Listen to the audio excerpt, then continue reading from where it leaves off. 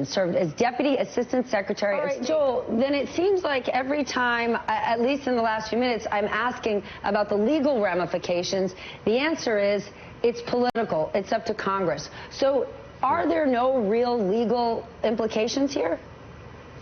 Well, Stephanie, first and foremost, there are. If you think about it, what the president is doing is he's asking members of Congress, Republicans, to unmask a whistleblower, essentially to commit a crime. So he's enlisting them in a criminal activity similar to like what he did with Michael Cohen and with Michael Flynn.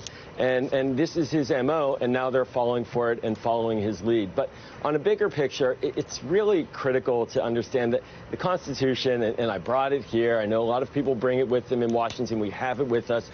This is a piece of paper. This is a document. It depends on us as people. And right now, the failure of Congress to do its duty, its obligation in the Constitution to support an impeachment proceeding against the executive, they're ripping this up right now. So there should be political ramifications beyond just the back and forth in the House this week and next week as the proceedings go forward. It's really a question of constitutional viability. What you're hearing is a political campaign that they're acting, quite frankly, in bad faith with the American people in not going through what should be a legitimate and what is a legitimate impeachment proceeding, and the courts have upheld that. So he's going to testify, if it's in closed doors now or public next week, like what Corey Lewandowski did, only to try to rally the troops and to rally the backbone of the wavering Republicans as they see them in the Senate, who actually stand up for the Constitution and the rule of law. So yes, it'll be a bright show for him. But this goes to the bigger point, which is that